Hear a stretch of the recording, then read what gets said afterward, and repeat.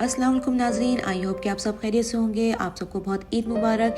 Eid special में मैं आपके साथ शीर खुरमे की रेसिपी आपसे शेयर कर रही हूँ। बहुत ही मज़ेदार और आसान सी रेसिपी है। शीर खुरमे को हर घर में बहुत शौक़ से खाया जाता है और ईद में ज़रूर बनाया जाता है।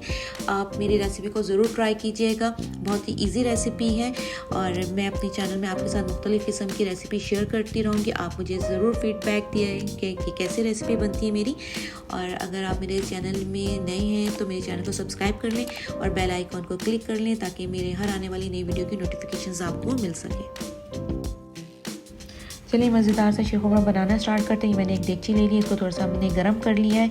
ये 2 टेबलस्पून भर के मैं इसमें देसी घी ऐड कर रही हूँ। आप चाहें तो ऑयल भी ऐड कर सकते हैं। देसी घी से जो है शीर खुरमे में टेस्ट बहुत अच्छा आता है और देसी घी हेल्दी भी है।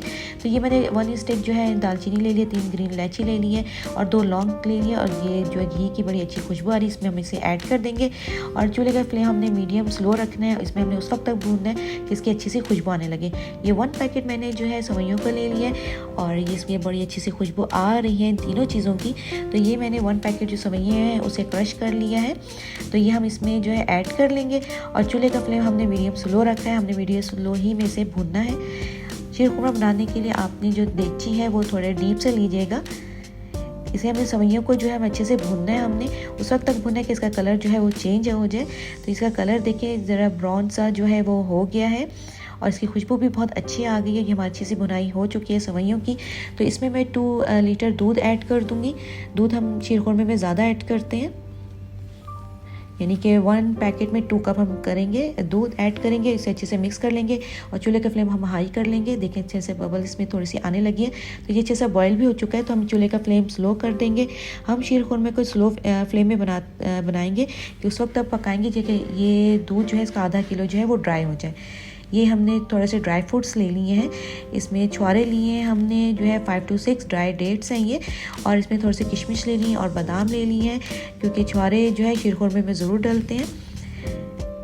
ये जो सेवइयाँ हैं इसका दूध भी जो 1/2 किलो जो है वो ड्राई हो चुका है। देखिए इसका ड्राई हो गया दूध और ये इसका जो है क्रीमी सा जो है इसका लुक आ गई है।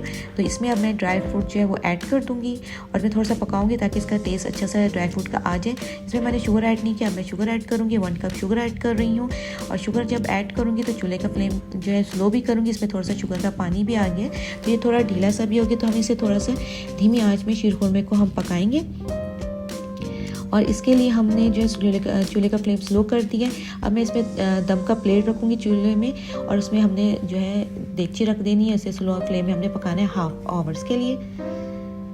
तो ये जो है हमारा काफ़ी अच्छा सा ये है जो है पक चुका है, बिल्कुल स्लो आंच पे पका है और क्रीमी सा बन गया। इसमें मैं कंडेंस मिल्क ऐड नहीं करूँगी क्रीमी इसका बनाने के लिए, क्योंकि इसमें कंडेंस मिल्क का जो है टेस्ट बिल्कुल अच्छा नहीं आता है शीर खुरमे में। तो इसमें मैंने जो है 2 टेबलस्पून मैं केवड़ा वाटर ऐड कर रही हूँ। अगर आप एसेंस ऐड करें तो इसमें थोड़े से पानी में 1 कतरा आपने एसेंस ऐड करके इसमें ऐड कर देना है। इससे बड़ी अच्छी खुशबू आती है शीर खुरमे की। बड़े मज़ेदार सी शीर खुरमा जो है वो रेडी हो गया है। देखिए कितना अच्छा क्रीमी सा बना है। तो हम इसे डिश आउट करते हैं। देखिए कितना क्रीमी सा बन गया हमारा शीर खुरमा और उसकी खुशबू भी बहुत अच्छी आ रही है। ये देखिए कितना अच्छा और ज़बरदस्त हमारा शीर खुरमा रेडी है। इसे थोड़ा गार्निश के लिए मैंने थोड़े से छुआरे और थोड़े से बादाम इसमें ऐड कर दिए और इसे ठंडा करने के लिए मैं फ्रिज में रख दूँगी। बहुत ही मज़ेदार सा ठंडा सा हमारा शीर खुरमा जो है वो रेडी हो गया है। आप इसे ज़रूर ट्राई करें, बहुत ही टेस्टी बना था। जब आप इसे ट्राई करें तो मुझे कमेंट्स बॉक्स में ज़रूर बताइएगा कि ये कैसा बना था। अगर आपको मेरी रेसिपी पसंद आई है तो इसे लाइक कीजिएगा, शेयर कीजिएगा और मेरे चैनल को सब्सक्राइब कीजिएगा और बेल आइकॉन को क्लिक करना नहीं भूलिएगा ताकि मेरे हर आने वाली नई वीडियो की नोटिफिकेशंस आपको मिल सकें।